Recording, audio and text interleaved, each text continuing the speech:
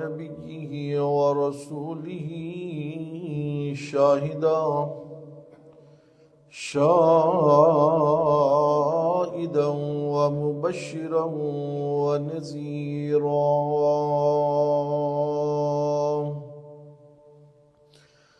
وعلى آله وأصحابه أجمعين كثيرا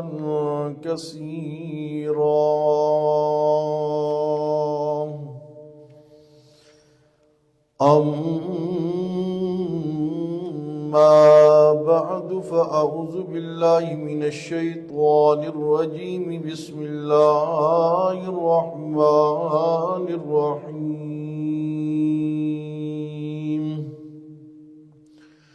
إن الله لا يغفر أن يشرك به ويغفر ما دون ذلك لمن يشاء ومن يشرك بالله فقد ضل ضلالا بعيدا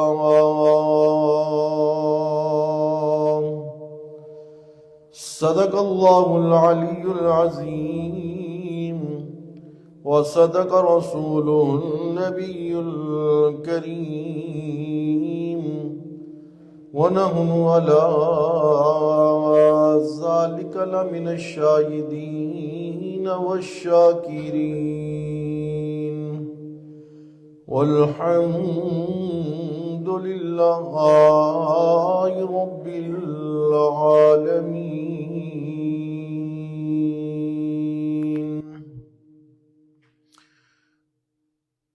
سامعین گرامی قدر،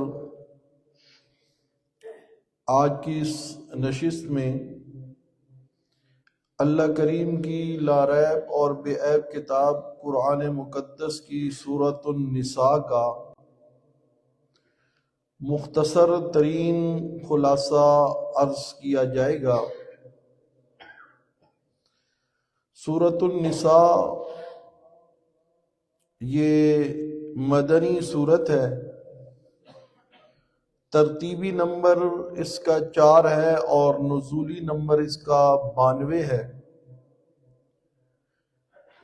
اس سورۃ النساء کو سورۃ النساء اس لیے کہا جاتا ہے کہ اس سورت میں ایسے احکام کثرت سے بیان ہوئے ہیں جن کا تعلق خواتین کے ساتھ ہے، عورتوں کے ساتھ ہے۔ قرآن مجید میں ایک دوسری سورت 28ویں پارے میں جسے سورہ طلاق کہتے ہیں، اس کے اندر بھی اللہ نے خواتین کے حقوق کو بیان فرمایا، احکام کو بیان فرمایا۔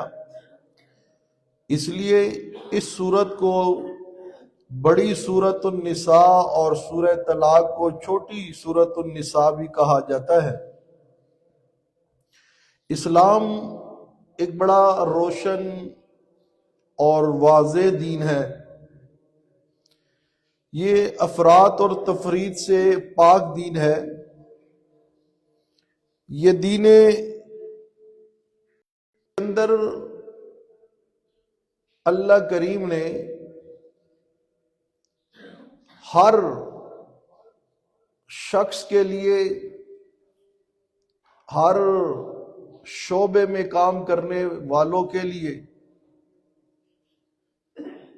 تحفظ اور ان کے حقوق کو بیان کر دیا ہے۔ یہ واحد دین ہے کہ جس نے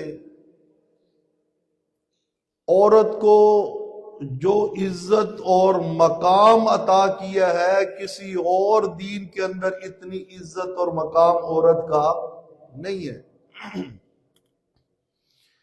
آج لبرل قسم کے لوگ اسلام اور آل اسلام کو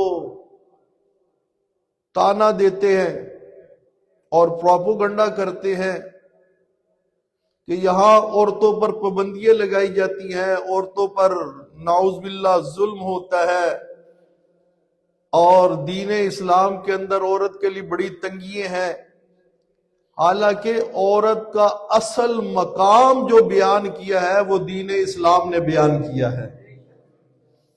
شریعت محمد مصطفیٰ صلی اللہ علیہ وسلم کے اندر جتنی عورت کی تعظیم اور تکریم بیان کی گئی ہے اتنی کسی اور جگہ بیان نہیں کی گئی۔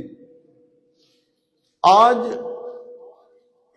عورت کی عزت اور تکریم یہ سمجھ لی گئی ہے کہ اسے مردوں کی طرح باہر گھومنے پھرنے کی اجازت دے دی جائے، اسے بے لباس ہونے کی اجازت دے دی جائے، اور اسے بے پردہ کر دیا جائے۔ یہ عورت کی تعظیم نہیں ہے، یہ عورت کی توہین ہے۔ یہ عورت کی کیا ہے؟ توہین ہے۔ اللہ کریم نے پوری ایک سورۃ النساء کے عنوان پر نازل فرما کے یہ بات بتائی ہے کہ عورت شرف اور مرتبے والی چیز ہے، اس کا مقام بڑا اعلی ہے۔ اور آپ یہاں تک اندازہ لگائیے گا کہ عورت کو مرد کی جائیداد کے اندر، مال کے اندر پورا حق دیا گیا ہے۔ اگر وہ ماں ہے تو تب بھی اس کا حق ہے، اگر وہ بہن کی صورت میں ہے تو تب بھی اس کا حق ہے، اگر وہ بیٹی کی صورت میں ہے تو تب بھی اس کا حق ہے۔ وہ علیحدہ بات ہے کہ آج مسلمان کہلوانے والا، کلمہ پڑھنے والا، وہ اپنی بہنوں کا حق ادا کرنے کے لیے تیار نہیں ہے، وہ اپنی ماں اور بیٹی کا حق ادا کرنے کے لیے تیار نہیں ہے۔ بہت سارے کلمہ پڑھنے والے اور اپنے آپ کو موعد کہلوانے والے وہ بیٹی کو جائیداد میں سے حصہ دینے کے قائل ہی نہیں ہے، بہنوں کو حصے دار ماننے کے لیے تیار نہیں ہے۔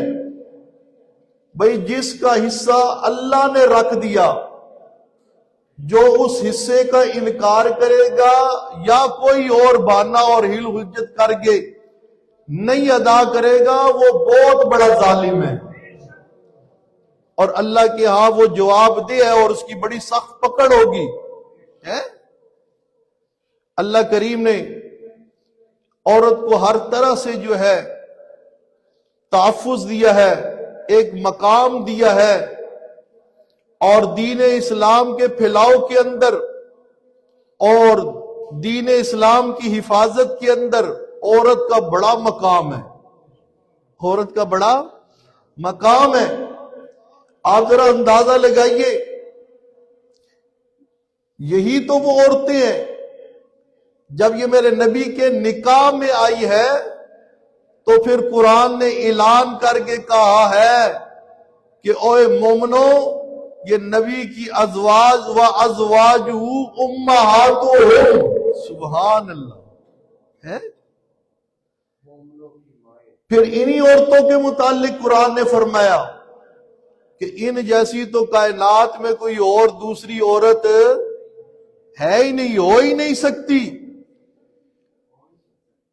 اس لیے توجہ کیجئے، یہ پروپیگنڈا اور یہ شور کہ اسلام عورت کو حقوق نہیں دیتا اور یہاں عورت پر بڑی سختی ہیں، یہ نری بکواس ہے، اس کے اندر کوئی حقیقت نہیں۔ کہتے جی یہ عورت کو جوتی جیسا سمجھتے ہیں، پاؤں کی جوتی سمجھتے ہیں۔ پاؤں کی جوتی تو وہ سمجھتے ہیں جو ٹشو کی طرح اسے استعمال کر کے سارا دن پھینکتے رہتے ہیں۔ بات سمجھ آ رہی کہ نہیں ہے؟ اللہ کریم نے ایک نظام بنایا نکاح کا، شادی کا۔ جب شریعت کے مطابق مرد اور عورت کا رشتہ جڑ جاتا ہے، پھر اس کے بعد عورت کے حقوق محفوظ ہو جاتے ہیں، وہ مہر کی صورت میں ہو، وہ رہن سہن کی صورت میں ہو۔ بات سمجھ آ رہی کہ نہیں ہے؟ وہ عزت اور تقدس اور مرتبے کی صورت میں ہو۔ تو اسی لیے دین اسلام بڑا روشن اور معتدل دین ہے۔ اللہ کریم نے یہاں عورتوں کے احکام کو کثرت سے بیان فرمایا، اور اس سورت کا اسمی ربط سورہ فاتحہ میں ہم نے کہا اللہ ہم تیری عبادت کرتے رہیں گے، سورہ بقرہ میں کہا ہم گائے کی عبادت نہیں کریں گے، سورہ آل عمران میں کہا آل عمران کی بھی عبادت نہیں کریں گے، آگے سورۃ النساء آگی کہ اللہ ہم تیرے حکم کو مانتے ہوئے وَنُوَدِّي حُقُوقُ النِّسَاءِ رَغْبَةً ہم عورتوں کے حقوق بھی خوش دلی کے ساتھ پورے کریں گے۔ آج ہی توجہ کیجئے، اور مانوی ربط سورہ بقرہ میں 4 مضامین توحید، رسالت، جہاد فی سبیل اللہ اور انفاق فی سبیل اللہ بیان کیے گئے۔ سورہ آل عمران میں توحید اور رسالت پر جو شبہات تھے ان کا جواب دیا گیا۔ اب مسلمانوں کو انفرادی اور اجتماعی طور پر منظم کرنے کے لیے سورۃ النساء میں تفصیل سے امور انتظامیہ کو بیان کیا۔ اسے امور انتظامیہ کو بیان کیا۔ اس سورت میں سورۃ النساء میں جو امور انتظامیہ بیان ہو رہی ہے وہ 2 قسم پر ہے۔ کچھ امور انتظامیہ کا تعلق رعیت کے ساتھ ہے، یعنی یہاں رہنے والے، بات سمجھ آ رہی کہ نہیں، عام مسلمان، اور کچھ کا تعلق جو ہے حکمرانوں کے ساتھ ہے، خاص لوگوں کے ساتھ جن کے ہاتھ میں ملک کی بھاگ دوڑ ہے، ریاست کی بھاگ دوڑ ہے۔ 2 قسم کے احکام امور انتظامیہ جن میں 14 احکام رعیت ہے اور 9 احکام سلطانیہ ہیں۔ احکام سلطانیہ جو حکمرانوں کے لیے، بات سمجھ آ رہی کہ نہیں، 14 احکام رعیت اور 9 احکام سلطانیہ، اور پھر اس کے ساتھ ساتھ جو مقصودی مسئلہ ہے، مسئلہ توحید، اس کو بیان فرمایا۔ اب دیکھیے اللہ کریم والدین کے حقوق کو بیان کر رہا ہے سورہ نساء میں، وَبِذِي الْقُرْبَى قرابت داروں کے حقوق کو بیان کر رہا ہے، یتامہ یتیموں کے حقوق کو بیان کر رہا ہے، والمساکین مسکینوں کے حقوق کو بیان کر رہا ہے، والجار ذی القربى اور اسی طرح جو ہے پڑوسیوں وغیرہ کے اور قریبی رشتہ داروں کے حقوق کو بیان کر رہا ہے، مسافروں کے حقوق کو بیان کر رہا ہے، اور جس چیز کے ہاتھ دائنے ہاتھ مالک بنے یعنی غلاموں کے، باندیوں وغیرہ کے حقوق کو بھی کیا کر رہا ہے، بیان کر رہا ہے۔ مگر بیان جب شروع ہوتا ہے تو آغاز ہوتا ہے وَاعْبُدُوا اللَّهَ وَلَا تُشْرِكُوا بِهِ شَيْئًا۔ بات سمجھ آ رہی کہ نہیں ہے؟ مقصودی مسئلہ توحید ہے، مقصودی مسئلہ ہے، بولیے مقصودی مسئلہ ہے توحید ہے۔ فرمایا سب کے حقوق ادا کرنے ہیں مگر پہلا نمبر اللہ کا ہے، اور اللہ کا حق یہ ہے وَاعْبُدُوا اللَّهَ وَلَا تُشْرِكُوا بِهِ شَيْئًا، عبادت کرو اللہ ہی کی اور اللہ کے ساتھ کسی بھی شے کو ذرہ برابر کسی شے کو شریک، بولیے شریک نہ کرو، شریک نہیں کرنا۔ کیوں؟ اسی صورت میں آگے چل گئے، آیت نمبر 116 کے اندر فرمایا اس لیے اللہ کے ساتھ کسی کو شریک نہیں کرنا، یہ اتنا بڑا جرم ہے، یہ اتنا بڑا جرم ہے، اتنا بڑا گناہ ہے۔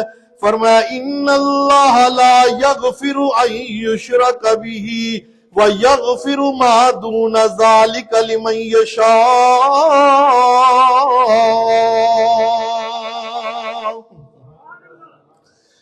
فرمایا اللہ پاک نے اعلان کر دیا بے شک اللہ لا یغفر، لا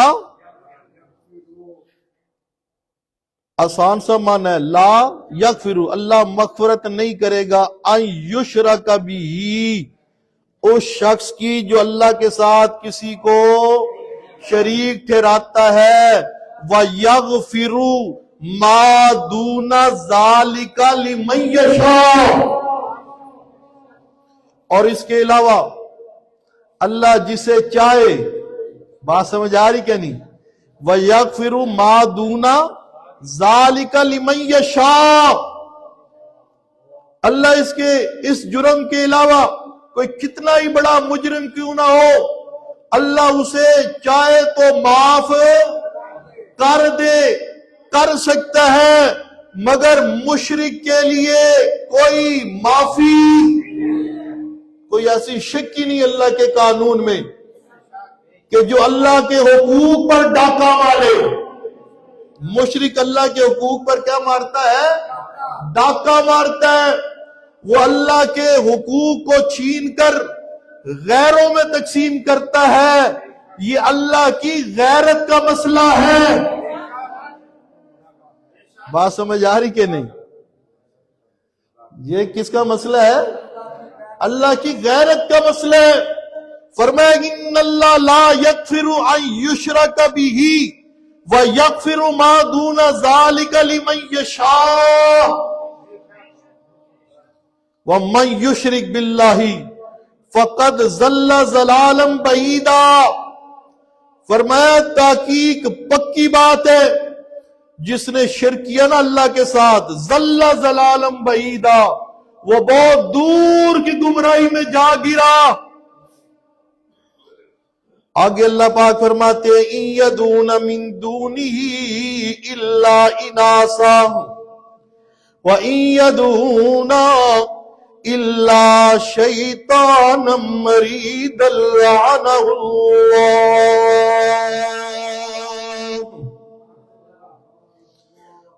اللہ فرماتے ہیں یہ نہیں پکارتے اللہ کے ماں سوا کو الا اناسا، مگر کنہیں جی؟ عورتوں کو۔ اب مشرکین مکہ کا یہ نظریہ تھا کہ یہ ملائکت اللہ جو ہے یہ اللہ کے ہاں ان کی حیثیت بیٹی جیسی ہے۔ کس جیسی ہے؟ جس طرح بیٹی باپ کی کیا ہوتی ہیں؟ پیاری اور لاڈلی، اور باپ بیٹیوں کی بات کو موڑتا نہیں ہے، اسی طرح یہ بھی اللہ کے پیارے ہیں، لاڈلے ہیں، اللہ ان کی بات کو موڑتا نہیں ہے۔ ہاں جی توجہ کیجئے گا، اللہ پاک نے فرمایا ان یدعون من دونہ الا اناسا۔ اب اگلا جملہ غور سے ذرا سنیے گا، فرمایا وَإِن يَدْعُونَ إِلَّا شَيْطَانًا مَرِيدًا لَعَنَهُ اللَّهُ۔ اب یہ آیتیں مولوی تو بیان ہی نہیں کرتے، گناہ سمجھتے ہیں بیان کرنا، سمجھتے ہیں ہم نے یہ آیتیں بیان کی نا، اب یہ قرآن ہے نا، بولیے قرآن ہے کہ نہیں ہے؟ ان بیچاروں کو اپنی رزق روٹی کی فکر پڑ جاتی ہے، اپنی امامت کی، خطابت کی، چندوں کی، مدرسوں کی، اور ان کی بقا کا مسئلہ ان کے لیے بن جاتا ہے، جس کے لیے مولوی آج مسئلہ چور بن چکا ہے۔ اور بھئی اللہ نے یہ نہیں تم سے پوچھ رہا مدرسہ چلا تھا، چلایا تھا، نہیں چلایا تھا، امامت ملی تھی کہ نہیں ملی تھی، خطابت ملی تھی کہ نہیں ملی تھی۔ یہ سوال ضرور ہوگا کہ تمہارے پاس علم آ گیا تھا، علم آ گیا تھا، حق کو تم نے جان لیا تھا، پہچان لیا تھا، پھر تم نے حق کیوں نہیں بیان کیا، اس پہ سوال ہوگا۔ اب جس پہ سوال ہونا اس کی فکر ہی کوئی نہیں، اور جس کا سوال نہیں ہونا اس کے پیچھے اپنی آخرت برباد کیے بیٹھے ہیں۔ وہ مولوی بھی میں سمجھتا ہوں اس کا عقیدہ توحید کمزور ہے، جو چندوں کی لالچ میں، پیسے ٹکے کی لالچ میں، اپنے مدرسوں اور مساجد کی لالچ میں مسئلہ توحید کو چھپا لیتا ہے، اسے بھی رب کی ذات پر کامل یقین نہیں ہے۔ کیونکہ رزق رساں کون ہے؟ مالک مختار کون ہے؟ نفع نقصان کا مالک کون ہے؟ عزتوں اور ذلتوں کا مالک کون ہے؟ بات سمجھ آ رہی کہ نہیں؟ اس لیے مولوی ایسے مسئلے بیان کرتے ہیں۔ حضرت والد صاحب رحمت اللہ علیہ فرمایا کرتے تھے جی ہی بھی خوش تھے، شی بھی خوش، ماں بھی خوش تھے، دھی بھی خوش۔ بات سمجھ آ رہی کہ نہیں؟ ہاں جی توجہ کیجئے، فرمایا وَإِن يَدْعُونَ إِلَّا شَيْطَانًا مَرِيدًا لَعَنَهُ اللَّهُ، اللہ کے علاوہ یہ جن کی پکار کرتی ہے، جن کو پوجتے ہیں مشرک، یہ پکار نہیں کرتے مگر شیطان کی۔ لعنہ اللہ، جس پر اللہ نے کیا کیا ہے؟ شیطان پر اللہ نے کیا کی ہے؟ لعنت کی ہے۔ یہ شیطان لعنتی کو پوجتے ہیں۔ بات سمجھ آ رہی کہ نہیں؟ اب شیطان لعنتی کو تو کوئی نہیں پوجتا، وہ علیحدہ بات ہے کہ 2 نمبر تویز کرنے والے پیر اور مولوی جو ہے وہ شیطان کی بھی پوجا کرتے ہیں، لعنتی، یا حامان، یا شداد، یا ابلیس تک کے کفریہ جملے لکھتے ہیں۔ بات سمجھ آ رہی کہ نہیں؟ ایسا کرنے والا کروانے والا دونوں لعنتی مردود کافر ہے۔ بات سمجھ آ رہی کہ نہیں؟ ہے غیر اللہ کی پکار شرک ہے، کفر ہے، کسی بھی صورت میں ہو کفر ہے، کرنے والا کروانے والا دونوں کافر ہیں۔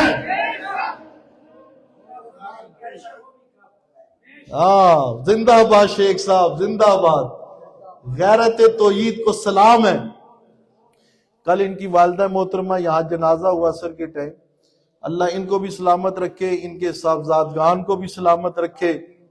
ویسے بھی ہمارے بڑے محسن ہیں، اس مرکز کی جو ہے آبادی میں ان کا بڑا حصہ ہے، اور اس کے معاملات میں مجھے شیخ جواد میرے بھائی نے بڑے واضح انداز میں کہا آپ یہاں کل کے مسئلہ بیان کر دیں، ہمارے ہاں وہاں رواج ہے گاؤں میں، چک شہزاد میں ساتے کل چالیے ہیں اعلان ہوتے ہیں، ہم نے کوئی کچھ نہیں کرنا ایسا کوئی کام، سبحان اللہ۔ اور پھر وہاں پر بھی جو ہے وہ بڑے بھائی جن کیونکہ مصروف تھے، ان کی اپنی مصروفیات ہوتی ہیں، مولانا حافظ عبد الرحمن صاحب حفظ اللہ تعالی، تو پھر حافظ عبداللہ صاحب تشریف لے گئے، وہاں دوسرا جنازہ ان کے گاؤں میں ہوا، اور وہاں بالکل شریعت کے مطابق، اور افسوس کی بات یہ ہے وہاں اپنے آپ کو مواعد کھلوانے، نام میں نیاد مواعد دیوبندی کھلوانے والے، وہ کل ساتے چالیے ہڑپ کیے رکھتے ہیں وہاں پہ، اور اتنی جرت نہیں ان کے اندر، اتنی غیرت نہیں ان کے اندر کہ لوگوں کو یہ بتا سکے کہ نبی کی سنت کیا ہے اور بدعت کیا ہے۔ اپنے ایمان سے بتائیے، ایسا مولوی ہونے سے تو بندہ مر جائے تو زیادہ اچھا ہے، ایسا امام خطیب ہونے سے بندہ مر جائے تو زیادہ اچھا ہے، جس کی زبان پر حق بھی نہ آئے۔ بات سمجھ آ رہی کہ نہیں آ رہی؟ انہوں نے وہاں نبی کی سنت کو زندہ کیا ہے، انشاءاللہ اللہ ان کے تروں کو بلند فرمائے گا انشاءاللہ۔ جو اللہ کی سنت کی غیرت کرتا ہے، توحید کی غیرت کرتا ہے، رب ان کے گھروں کو روشن فرما دیتا ہے، ان کے معاملات رب خود دیکھتا ہے۔ اللہ ہمیں دین پر استقامت عطا فرمائے، توحید پر استقامت عطا فرمائے، نبی کی سنت پر استقامت عطا فرمائے۔ ہاں جی توجہ، پھر لوگ آگے سے باتیں کرتے۔ اب مجھے وہ بھائی جان عبداللہ صاحب بتا رہے تھے کہ شیخ اسد صاحب کے پاس وہ آئے، آگے کہنے لگے اچھا اے دسو کوئی تعزیہ شیعت بھی کر سو کہ کوئی نہ کر سو۔ بات سمجھ آ رہی کہ اب یہ کیا ہے؟ تانے ہیں۔ اس لیے تو نبی پاک صلی اللہ علیہ وسلم نے فرمایا تھا وَمَنْ أَحْيَا سُنَّتِي بات سمجھ آ رہی کہ نہیں؟ جس نے میری سنت کو کیا کیا؟ زندہ کیا. کانا مایا فی الجنہ، وہ میرے ساتھ کہاں ہوگا؟ جنت میں ہوگا. اور اسی طرح فرمایا کہ جب میری کوئی سنت مردہ ہوگی ہو، بات سمجھ آ رہی کہ نہیں؟ اور پھر کوئی میری اس مردہ سنت کو کیا کرے گا؟ زندہ کرے گا. فَلَهُ أَجْرُ مِئَةِ شہید، اس کو 100 شہیدوں کا ثواب ملے گا. کتنے شہیدوں کا؟ 100 شہیدوں کا ثواب ملے گا. 100 شہیدوں کا. کیوں؟ جس طرح شہید میدان جنگ میں نکلتا ہے تو اس پر وار ہوتے ہیں، کہیں سے تلوار کا وار ہوتا ہے اور کہیں سے نیزے کا وار ہوتا ہے، مختلف وار وہ سہتا ہے اپنے اوپر. اور جب کوئی مردہ سنت کو زندہ کرتا ہے نا، پھر زبانوں کے تیر، زبانوں کے وار، ہاں ان تزیت بھی کرسو کہ کوئی نہ کرسو ہے. آگے سے شیخ حسن صاحب نے کہا ہم 3 دن سنت کے مطابق تعزیت کے لیے بیٹھیں گے، یہی طریقہ ہے سنت. بات سمجھ آ رہی ہے؟ اب یہ ہے ایسے موقع پر نبی کی سنت پر عمل کر کے دکھانا، یہ ایک مومن کی شان ہوتی ہے. بات سمجھ آ رہی کہ نہیں؟ اللہ ہم سب کو ایسی غیرت ایمانی نصیب فرمائے. ہاں جی، فرمائے وَإِن يَدْعُونَ إِلَّا شَيْطَانًا مَرِيدًا لَعَنَهُ اللَّهُ، فرمایا جو اللہ کے علاوہ کو پکارتے ہیں، من دون اللہ، ما سوا اللہ کو، ملائکہ کو پکارے، جنوں کو پکارے، رسولوں کو پکارے، فرشتوں کو پکارے، نبیوں کو پکارے، ولیوں کو پکارے، فرمایا یہ نہیں پکارتے. قرآن کہہ رہا ہے وَإِن يَدْعُونَ إِلَّا شَيْطَانًا مَرِيدًا لَعَنَهُ اللَّهُ، یہ شیطان مردود لعنتی کو پکارتے ہیں. اور یہ کہہ رہا تھا شیطان کی تو ظاہراً جو ہے کوئی بھی نہیں کہتا میں شیطان کو حاجت روا اور مشکل کشا سمجھتا ہوں. ہے وجہ کیا ہے؟ کیوں یہ کہا گیا؟ کیونکہ غیر اللہ کی پکار، من دون اللہ، ما سوا اللہ کی عبادت اور پکار، نظر و نیاز شیطان کے بہکاوے اور گمراہ کرنے کی وجہ سے ہوتی ہے. لہذا گویا یہ کس کی عبادت ہے؟ شیطان کی عبادت ہے. یہ کس کی عبادت ہے؟ شیطان کی عبادت ہے. یہ کس کی پکار ہے؟ بولیے یہ کس کی پکار ہے؟ شیطان کی پکار ہے. یہ میں نہیں کہہ رہا. ان یدعون من دونہ الا اناسا وان یدعون الا شیطانا مریدا لعنہ اللہ وقال لاتخذن من عبادک نصیبا مفروضا. فرمایا یہ شیطان کی پوجا ہے.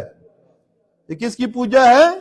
شیطان مردود کی پوجا ہے. کیونکہ اللہ کے علاوہ کسی اور کی عبادت اور پکار پر کون لگاتا ہے؟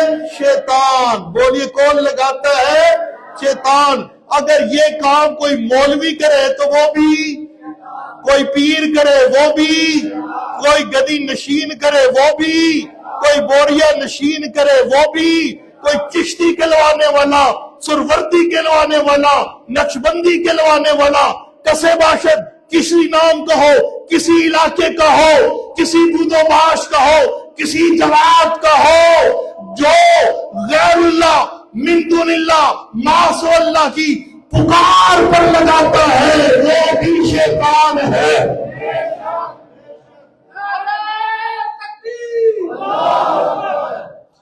ہاں جی، فرمایا ان اللہ لا یغفر ان یشرک به ویغفر ما دون ذلک لمن یشاء ومن یشرک باللہ فقد ضل ضلالا بعیدا.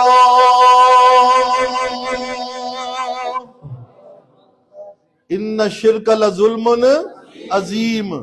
شرک اتنا بڑا ظلم عظیم ہے. ہر گناہ معاف ہو سکتا ہے مگر اللہ نے قانون اور قاعدہ بنا دیا ہر گناہگار کو معاف کر لوں گا اگر اس کے نامہ اعمال میں شرک والا گناہ نہیں ہوگا. اگر شرک والا گناہ ہوا، من دون اللہ، ما سوا اللہ، انبیاء، اولیاء، اتقیاء، اصفیاء، آل مزار، آل دربار کی عبادت، پکار، نظر و نیاز، منت منوتی، بکرے چھکرے، ایسا کوئی جرم نہ ہوا تو میں جسے چاہوں گا کیا کر دوں گا؟ اگر یہ جرم ہوا تو وہ سید کہلوانے والا ہو، بات سمجھ آ رہی کہ نہیں ہے؟ وہ ملک کہلوانے والا ہو، وہ چودھری ہو، وہ خان ہو، وہ وڈیرا ہو، بات سمجھ آ رہی کہ نہیں ہے؟ اس کے مقابلے میں کوئی نائی اور پاولی اور کمی ہو اور اس کا عقیدہ توحید والا ہو، اسے میں جنت میں بالا خانی عطا کر دوں گا۔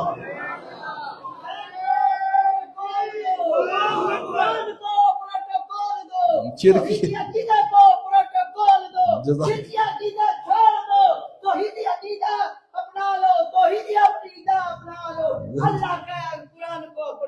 جزاک اللہ جزاک اللہ جزاک اللہ۔ ہاں جی توجہ کیجئے، عرض میں یہ کر رہا ہوں۔ پھر اللہ پاک نے اس سورۃ النساء میں پیارے پیغمبر صلی اللہ علیہ وسلم کے حق کو بھی بیان کیا، سبحان اللہ۔ فرمایا وَمَن يُشَاقِقِ الرَّسُولَ مِن بَعْدِ مَا تَبَيَّنَ لَهُ الْهُدَىٰ وَيَتَّبِعْ غَيْرَ سَبِيلِ الْمُؤْمِنِينَ نُوَلِّهِ مَا تَوَلَّىٰ وَنُصْلِيهِ جَهَنَّمَ وَسَاءَتْ مَصِيرًا۔ فرمایا وَمَن يُشَاقِقِ الرَّسُولَ، آخری بات، جو کوئی مخالفت کرے رسول کی، کس کی جی؟ رسول اکرم پیارے پیغمبر محمد کریم صلی اللہ علیہ وسلم کی۔ رسول اللہ کی مخالفت کیا ہے؟ سنت کے مقابلے میں، نبی کے طریقے کے مقابلے میں اپنا طریقہ بنا لینا، نبی کے طریقے کے مقابلے میں اپنے پیروں کے طریقے کو فالو کرنا، اپنے آباء و اجداد کے طریقے کو فالو کرنا۔ فرمایا وَمَن يُشَاقِقِ الرَّسُولَ مِن بَعْدِ مَا تَبَيَّنَ لَهُ الْهُدَىٰ، حق ظاہر ہو جانے کے بعد، توحید ظاہر ہو جانے کے بعد، وَيَتَّبِعْ غَيْرَ سَبِيلِ الْمُؤْمِنِينَ، اور اتباع کرے مومنوں کے راستے کے علاوہ راستے کی۔ یہاں المومنین سے مراد، توجہ، پہلے مصداق میرے نبی کے اصحاب ہیں، میرے نبی کے اصحاب ہیں، اور اصحاب میں بھی پہلا ابو بکر صدیق ہے، دوسرا عمر فاروق ہے، تیسرا عثمان غنی ہے، چوتھا علی حیدر کرار ہے۔ فرمایا جو ان مومنین کے راستے کو چھوڑ دے گا، نولیہ ما تولا، نولیہ ما، وہ جدھر مڑ رہے ہم اسے مڑنے دیں گے، بات سمجھ آ رہی کہ نہیں؟ وہ جدھر منہ مار ہے ہم اسے منہ مارنے دیں گے۔ حضرت والی صاحب یہاں ٹھیڑ ترجمہ کیا کرتے تھے، اللہ کی کروڑوں رحمتیں ہوں ان پر، وہ فرمایا کرتے تھے یہ جدھر گو کھا رہے ہم اسے کھانے دیں گے دنیا میں، اور جب یہ ہمارے پاس آئے گا روز قیامت وَنُصْلِيهِ جَهَنَّمَ۔ رسول کی مخالفت کی وجہ سے، ابو بکر عمر عثمان علی حیدر کرار کی مخالفت کی وجہ سے، بات سمجھ آ رہی کہ نہیں؟ فرمایا وَيَتَّبِعْ غَيْرَ سَبِيلِ الْمُؤْمِنِينَ، آج جو عمر کے طریقے کو چیلنج کرے، عمر کی سنت کو چیلنج کرے، عمر کے فتوے کو کہ ہم نہیں مانتے، یہ شخصی فتوہ ہے، اس کا انفرادی فتوہ ہے، یہ تراویحوں پر، یہ طلاق پر، فلاں مسئلے پر یہ عمر کی اپنی رائے ہے، ہم نہیں مانتے، اور اپنی بکواس بند کرو۔ تم کہتے ہو ہمیں عمر کی رائے منظور نہیں ہے، رب کہتے مجھے عمر کی رائے اتنی پسند آتی ہے، ادھر فرش پہ عمر لب لاتا ہے، میں اللہ عرش سے قرآن بنا کے نازل کر دیتا ہوں۔